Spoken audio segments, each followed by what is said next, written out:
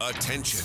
If you owe back taxes to the IRS, watch this urgent message. The IRS is cracking down by hiring 87,000 new agents to garnish your paycheck and put liens on homes and businesses. They can even seize your bank account. The IRS calls it enforced compliance, and now they have the manpower to get you.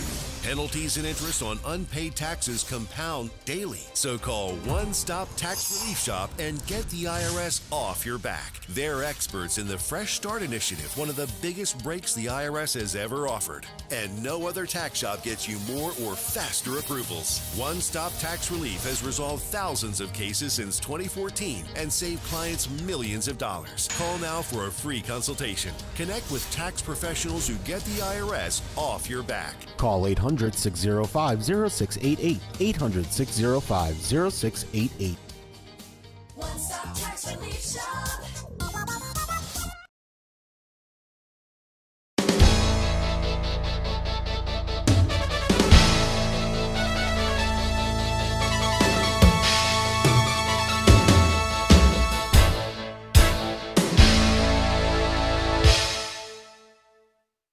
Welcome back to Turnpike Sports. Dave Weishottle with you. A major part of the gaming and sports betting industries is promoting responsible gambling, and I think it's incredibly important to teach responsible gambling to the young people in this country. And right now, we're going to talk to two guests who are helping to promote responsible gambling to young people. Bo Gray is the founder of WagerScore, which is doing amazing things with regard to the issue of responsible gambling. And we're also talking to a returning guest who we love having on. Bill Pascrell III is a partner at Princeton Public Affairs Group and a trustee of the Entain Foundation U.S., and we have Bo and Bill on the line with us right now. Bo, welcome to the show, and Bill, welcome back to the show. It's great to have you both on. Thanks for having us, Dave. Bo, since BP3 has been on the show before, you get the honor this time, and I want to hear from you first. As I said in the introduction, you are a founder of WagerScore, which I think is an incredible thing in the betting industry. What is WagerScore, and what is its mission in the betting industry? Yeah, well, again, thanks for having me. And if you look at WagerScore, think of, in simplicity, a FICO score for gambling, where FICO looks at credit, we look at affordability, and are trying to create a uniform score, that all operators and users can adapt to. But it's more than just a score. It's about education and awareness, and just getting ahead of the problem. So think about, in simplicity, WagerScore is a risk score for gambling that we can use to see if people are starting to bet a little bit over their skis and hopefully intervene before that play gets out of control. And Bill, like I've said, you've been on the show several times talking about the great Entain Foundation U.S., which is doing amazing things in the gaming industry. Refresh our memory. What is the Entain Foundation, and what is it doing in the gaming industry? David, first of all, I want to thank you and Doug and wish you and your families a very happy and blessed 2023. We know 22, 21, and 20 had a bunch of challenges related to the economy and the pandemic, but we're looking forward to a brighter future. And again, I say this with sincerity. Thank you so much for having me. I always enjoy kibitzing with you on the air. This is always fun. I want to tell you, Dave, because you'll appreciate this just like your colleague Doug will. I just got back late last night from 48 hours in Washington, D.C. with my family. Oh, yeah. To go to my dad's 15th swearing in to Congress. And what a debacle. If they thought the Democrats were disorganized, just look at the Republicans right now. I mean, 6 votes, and they still don't have a speaker. And that's unfortunate. I'm terrified for the next 2 years. I am terrified for the next 2 years. This is the easy part, Exactly. And what's sad, if you can't even elect the leader and you have control, what are you going to do when it comes to substantive issues about the Ukraine or the economy or taxes, et cetera? So, listen, I was at dinner Tuesday night with a great American, not because he's a Democrat, just because of his history, James Clyburn, who, as you know, is responsible for helping Joe Biden get off the ground. And Clyburn believes there's a sort of a backroom deal that's being sorted out with a former Republican member of Congress who may actually get the chance to be speaker, because, you don't have to be a member of Congress to be speaker. But McCarthy's not giving up yet, so we'll see. We'll see. We might break news here, right? It's Dave Upton, former congressman from Michigan. Interesting. So that's being convinced. Anyway, you want me to talk more about the topic at hand, of course. Listen, there's a lot to be said here.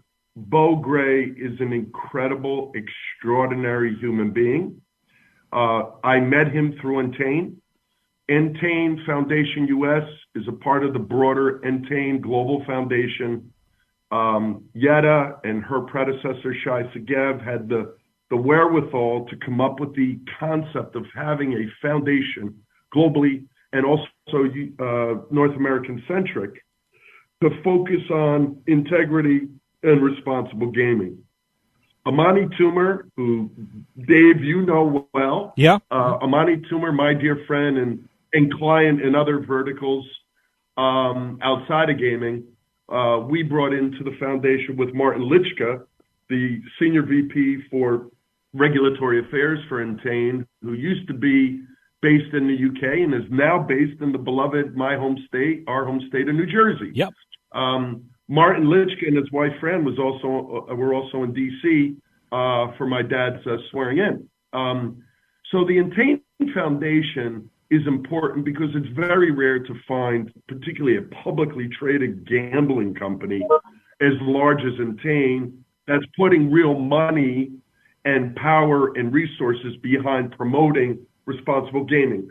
And to bring it back, because I'm babbling, but to bring it back to Bo and my wager score, in a simple way, Entain saw the value of what Bo has to offer.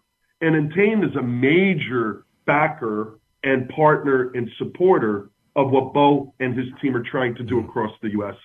And as you know, I'm sure Bo is talking about all of his NFL sponsorships in Tennessee with the Titans and in Ohio with the Bengals, and obviously thoughts and prayers out to Mr. Hamlin. Hopefully he recovers.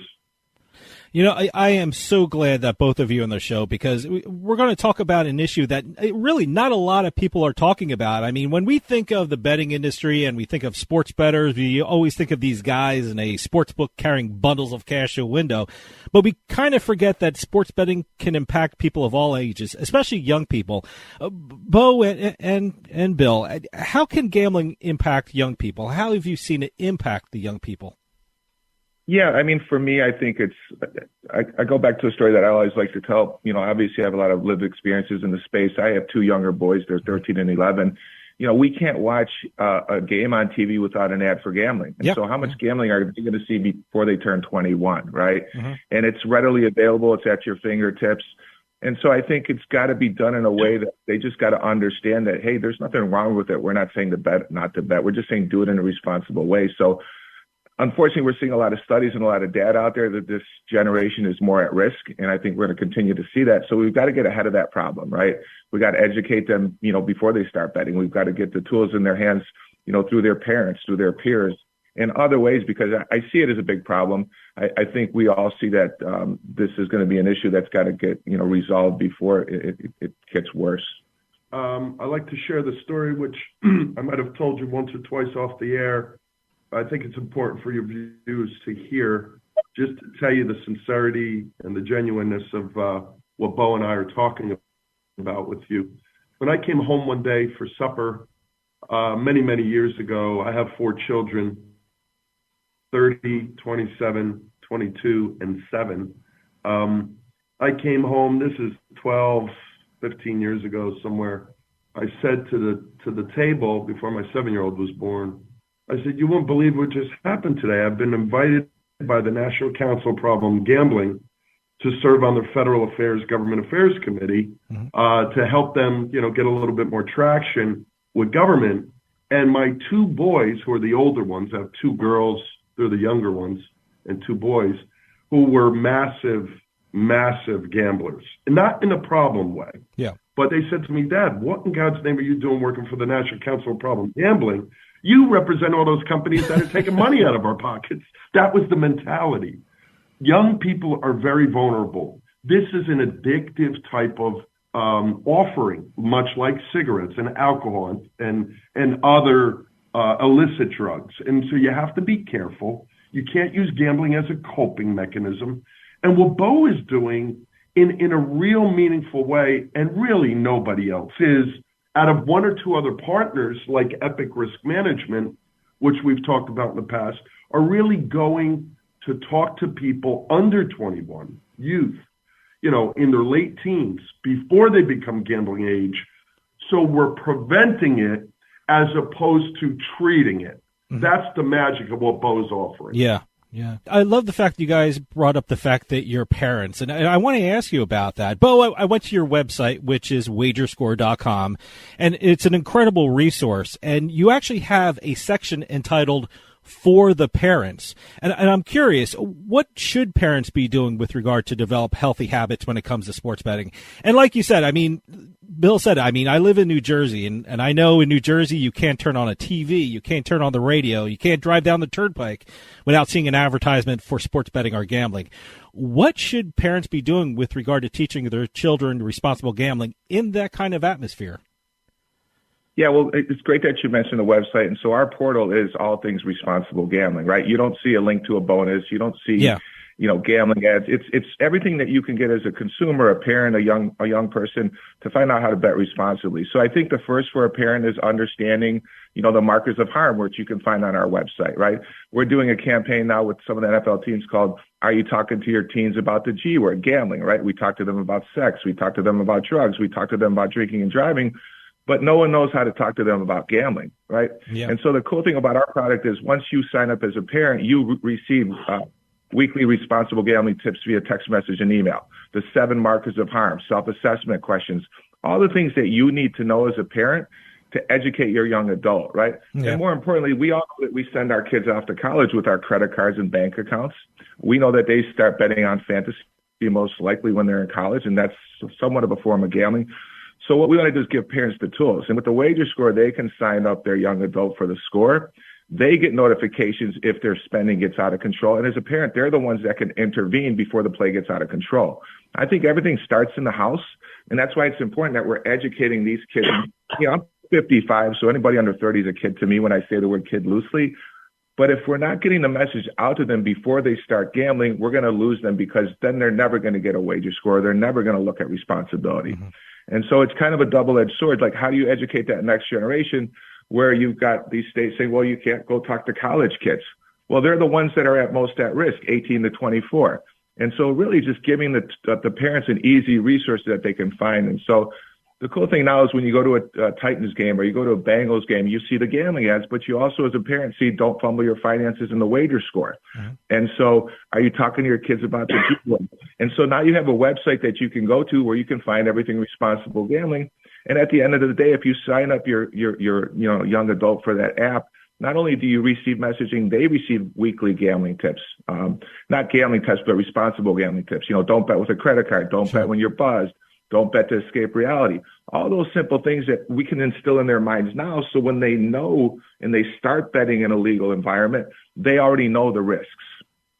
Bill, Bo brought up the collegiate level sports bettor, and I know Entain Foundation US and along with Epic Risk Management are doing amazing things with colleges and universities. There's something around like 46 colleges and universities in 22 states Entain Foundation is working with. Tell us about what Entain Foundation US is doing at the collegiate level. Thank you, David. It's very important. We're also trying to align collaboratively with Bo's offering because, we haven't, I'm surprised we're 15 minutes into this and we haven't mentioned one of, I think, the most important personalities involved with Bo, and that's Charles Oakley, the former phenom NBA All-Star, who's aligned and a part of Bo's company. Charles and Bo had all of last year, and they're starting again this year, doing a 20-plus college city tour, going to both professional arenas and college campuses to educate players. And Epic Risk Management also sponsored massively, and we're not talking about a couple of shekels here, we're talking about millions of dollars, massively supports what Epic Risk Management is doing. Epic Risk Management is out of the UK. They are a lived experience company which goes into locker rooms and college campuses to the general student public body to educate people, not sort of like from a distance, right? I don't have a lived gambling addiction problem experience, but everybody in Epic Risk Management does. And so they're going to speak to not only the players, but the coaches and the staff, as well as the student body, to try to help them. One, to talk about something else, and we're going to do a massive 20-plus city college tour this year with Amani Toomer and Oak when they can make it, Bo, myself, Martin Litchka, and others. But what's also important, David, and you know this, you and your team are very well aware because you not only track it, but you report on it, and it's very helpful for the industry. It's very responsible for you to do it. Regulations are booming in America.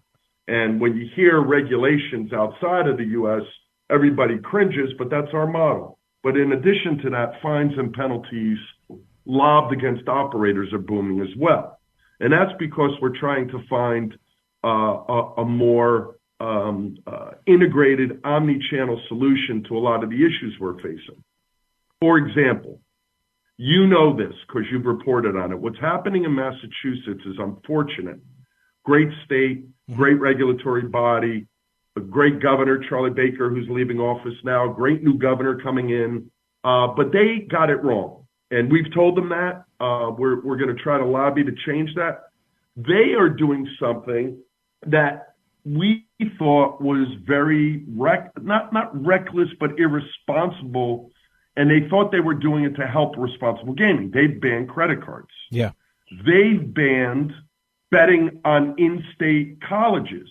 The only thing you do when you do that is you push people to the black market. Yeah. And why is that important? I'll tell you a story. 10 years ago, 12 years ago, when I got into the sports betting arena in a massive way, I was approached at my country club by several parents who said, Bill, I need your help. I said, what is that? My son, and this is before online gambling was legal, before betting outside of Vegas was legal, my son, blah, blah, blah, 14, 15, 16, 17, has racked up huge debt with the bookies, and you know what that means. Sure. It's like my Uncle Louie who'll come and take a baseball bat to your head if you don't pay your bets. And these were big, $15,000, $20,000 numbers. I said, well, what do you want me to do? Could you help us sort this out? I said, well, look, you have a responsibility with your child, okay? 16-year-old Tommy, okay? I will get you together because, of course, I had a lot of experience with those bookies because I had to manage expectations and hoping they weren't pissed at me for trying to legalize sports betting. They could care less because there's always going to be a black market. Sure.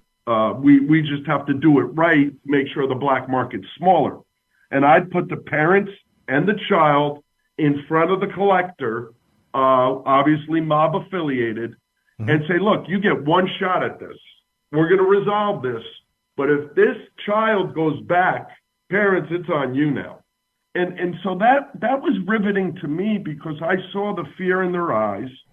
When you prevent someone in New Jersey from not being able to bet on Rutgers or Seton Hall, those people are going to bet. Yep. They want to bet, particularly in basketball, right? I mean, where both teams are, well, Rutgers is doing phenomenally. Yeah. You want to bet, so you're either going to go across the river to New York or PA, or you're going to bet with an illegal bookie. And so New Jersey loses jobs and taxes because of that.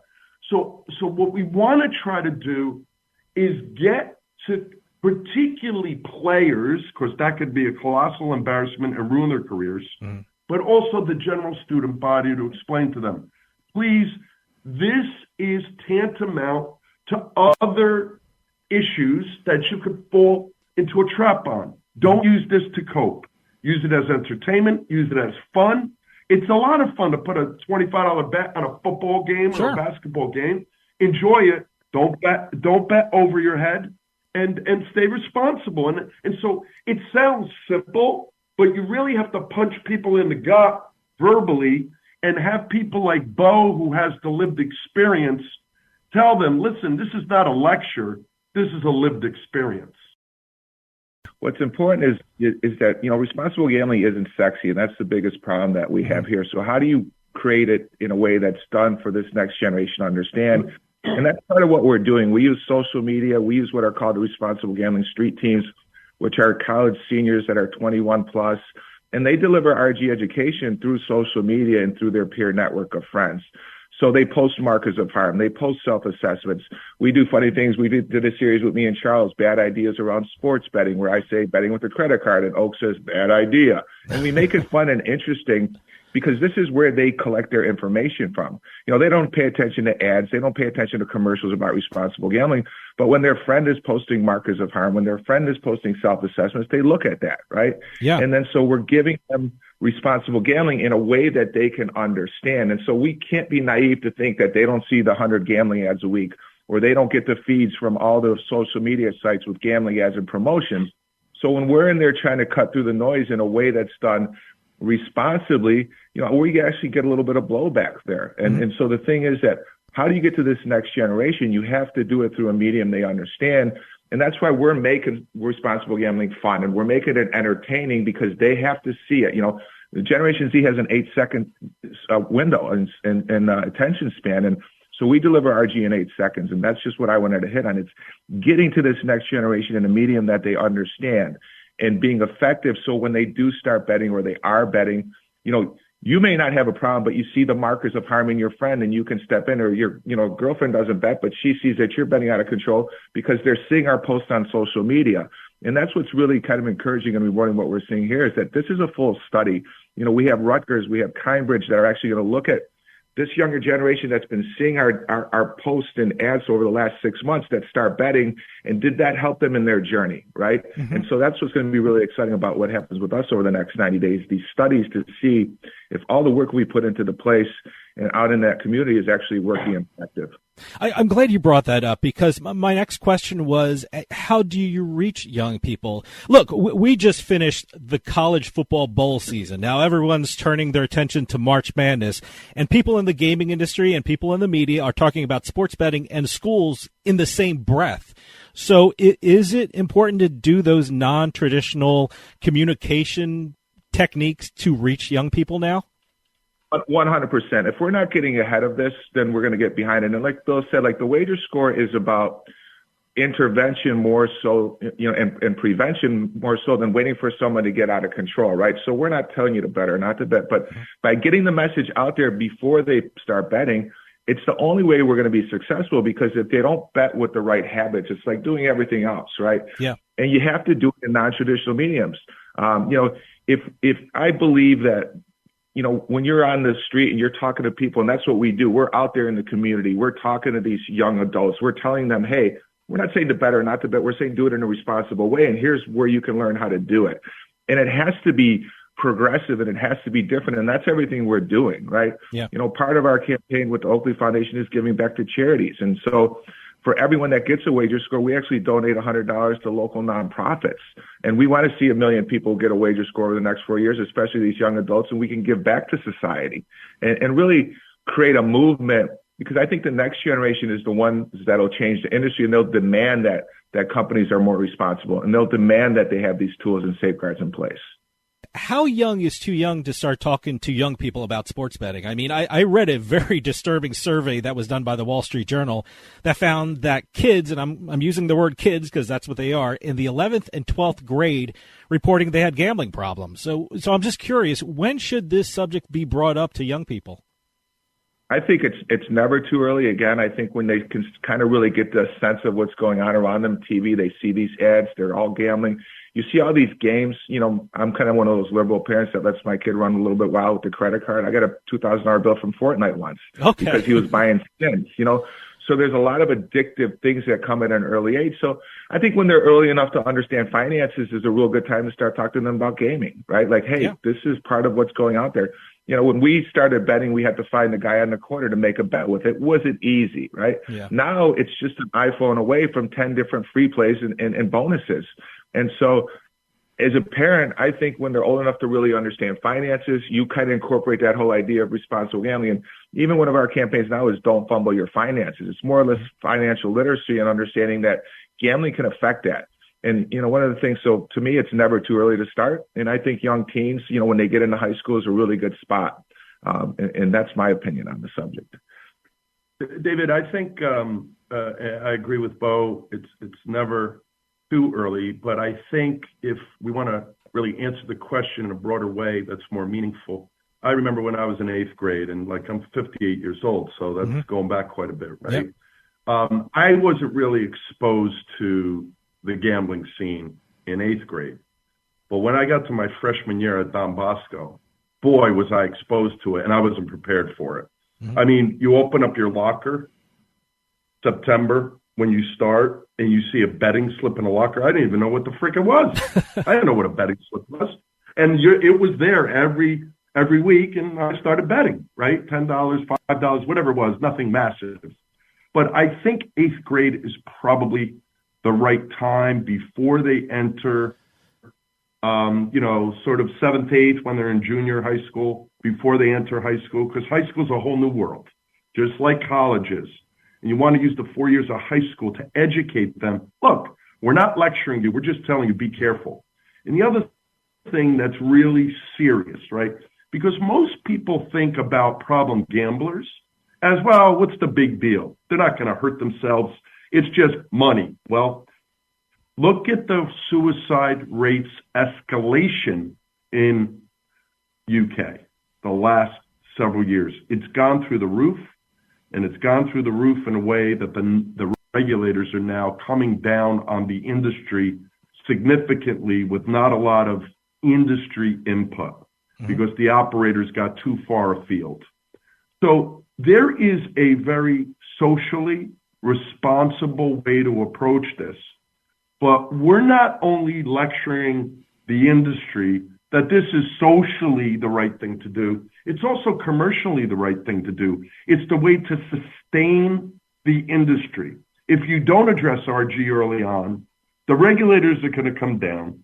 They're going to increase taxes. They're going to pull money out of your pocket. They're going to put more regulatory requirements in place that are not necessary. And that's why Martin Litchkit and I have been on a multi-year campaign to talk about self-regulation in a meaningful way. We can no longer look at putting the 1-800 number on your app or consumer-facing page as checking a box, and that's all we have to do. You have to do far more meaningful things, like what Bo is doing, like what Epic Risk Management's doing, like the multi-million-dollar investment we made in Harvard Medical School to do a multi-year study, like the ARC app that Entain is doing, to help you monitor betting behavior and push you to certain preventative means and pauses and stop becoming a gambling addict. Bo brought it up, and it's been a hot topic in sports betting, and we've had a lot of people on this show talking about sports betting and esports. And I'm glad Bo brought that up because they have a much younger player pool. They have a much younger audience who watch these games. Now colleges and universities are starting to give scholarships and have esport teams. And let's be honest, these things are really video games. I mean, I'm 50, and then when I was a kid, I had Atari 2600 and Pac-Man and Pitfall. Now there's like World of Warcraft and Fortnite, and there's big money in it. When it comes to esports, what should be the message for young people when it comes to the issue of sports betting? I mean, to me, I think the same message that we have when it's traditional sports betting. I mean, the markers of harm are the same. The self-assessment questions are there. It's really just, the messaging isn't one or the other. I think it's uniform. Obviously we talk about esports, but we're also going to look at iGaming at some point. Sometime it's going to expand through America. So, I like to call, it's Generation Z, but I also call them Generation Gamble because they're the generation that's growing up with legalized gambling, and they're seeing it all around them. So I think you can really focus on a message that suits all sports, whether it's esports, traditional sports. At the end of the day, the self-assessments, the markers of harm, the resources for help are all the same. And it's just getting a general message out there that, if we are playing fantasy sports, well, I hate to say it, you're gambling, right? Because you're risking something for a reward. So, where do we draw a line or figure out what's what? It's just a uniform, I think, approach to anything. Anytime you're risking anything of value to gain something, I think there has to be some mechanism in there to make sure you're doing it right. What should be the role of media, especially with mainstream media? I mean, let's be honest, this radio show is heard on over 100 radio stations across the country, and chances are really good that when we go to commercial, you're going to hear my voice promoting a sports book or a casino. And at the end of the commercial, I usually say, you have a gambling problem, call 1-800-GAMBLER, and you should. They're a great organization that do great work. But should people in the media be doing more with regard to problem gambling, especially problem gambling in young people? Well, first of all, it is very important that the media understands this. I talked about this up in Saratoga at the racetrack this summer at the NYRA conference. Operators have a responsibility, but so does the media, and the media is making massive profits off of advertising. Mm-hmm. If they want to continue to make those massive profits, they better invest a little bit and do a little bit more and understand what's going on here. We saw something at last Monday night, at the Cincinnati-Buffalo game, right? We saw something we haven't seen, a suspension of a game due to a tragedy on the field. We are going to see things that we haven't yet anticipated. But the way to create a sustainable industry that's healthy and good and vibrant for everyone is to not look at doing a minimalist approach, but trying to realize that spending a few shekels today, and the industry has the overarching responsibility, is going to create massive benefits down the road. Not everybody in the industry has embraced it. David, you know this because you've reported on it. Martin Litschka and I and the Entain Foundation announced last year in September the 12 principles of RG that was endorsed by 6 major operators. Mm-hmm. Well, where are the other operators? Yeah. What are they doing? Why aren't they coming on board? And we're not going to call them out. What Martin and I and Amani and Bo and the rest of us are going to try to do is to try to convince, advocate, cajole, educate them that this is in their commercial interest. If they don't see the social responsibility here, then maybe we can convince them to do what's commercially responsible. I want to make one final point. I just try to advocate in a jurisdiction in the U.S. I don't want to give it up because I don't want to divulge confidences, but there's this thing that's required by operators. They have to have a key license holder. So you have to designate somebody within the state that you're operating in to be the key license holder. They have to have fingerprints and tax returns and all that other stuff. So I put forward, usually it's like the top line person in each state, right? Yeah.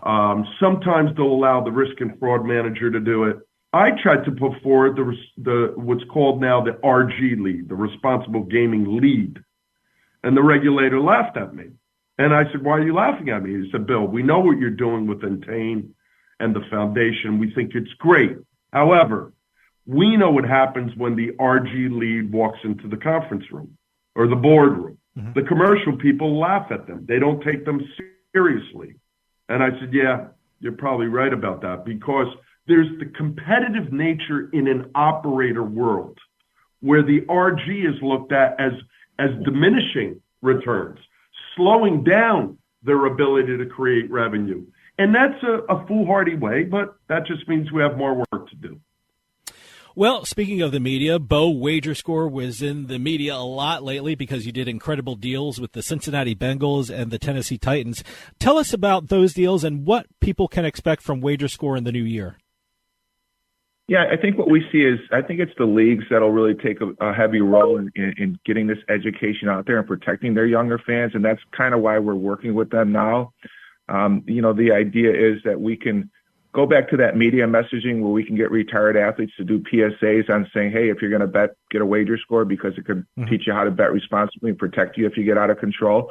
And so our real goal is to partner with the leagues, to partner with the teams. So when you come into Sunday and you're at a Tennessee Titans game, or you're at, like I said, a Bengals game, you're seeing responsible gambling messaging embedded into the game day experience. We're handing out flyers to parents. We're talking to people. We're educating this next generation. So again, as you're a younger consumer and you're going to football games and you're seeing all the gambling ads, you're also seeing the wager score mixed in with all that in an easy way that you can understand. And hopefully then you take that away when you start betting and before you start betting. And really, we want to make responsible gambling embedded into the game day experience. That's our ultimate goal. We're talking to a dozen other NFL teams right now. I think you'll see a lot of things from us in the new year, but it's all centered around responsible gambling and giving the people the tools to bet responsibly. And it's not just about the score, it's about the intervention. You know, we partner with Kindbridge Health Services where we can actually, when we notice there's signs of problematic play, actually push you to assessment and push you to resources where you can get help, all through the app and all through the technology. And that's what's really important here. Bill, how about the Entain Foundation U.S.? What can people expect in the coming year from the Entain Foundation?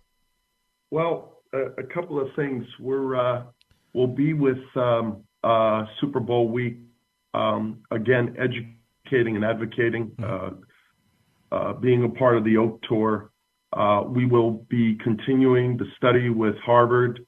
We'll be continuing to make announcement with Epic Risk Management. You know, they're aligned with the NFL Players Association.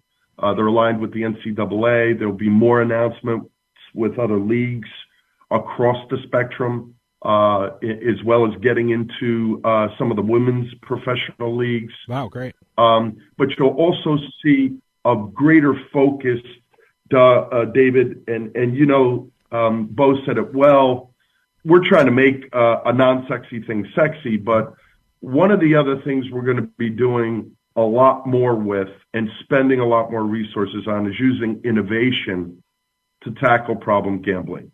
That's why Bo's offering with My Wager Score is so important, because that's innovative. But we also have some other announcements coming out in the near future. We want to stay ahead of the curve. Look, other than California, Texas, and Florida, right? Basically everybody else has pushed across sports betting for the most part. Sure. States like Utah will never get across.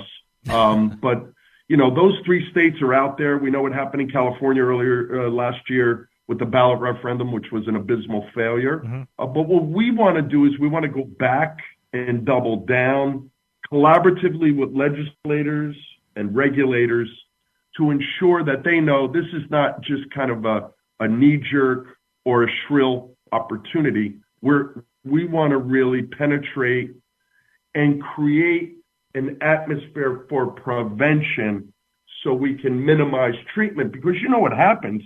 It's a state burden when somebody becomes an addict for anything. And, you know, so we want to try to prevent that and incent regulators to get ahead of it. And so that's some of the things we'll be working on in 23. Guys, we're running out of time, but I want to give you the opportunities to get your websites out there so people can check out some of the amazing things that you are doing in the new year and what we're talking about today. But Bo, why don't you go first? Where can people find out more about Wager Score? Yeah, just go to wagerscore.com and find out all things responsible gambling and, you know, make a decision for yourself. Bill, give us the website for Entain Foundation and so people can check out what the you guys are doing coming up in the new year. Yes, thank you. It's entainfoundation-us.com. And we encourage you to get out there. You can also go to the entaingroup.com website, which is the broader company website, as well as ppag.com, which is my firm's website, all of which has tons of information about responsible gaming.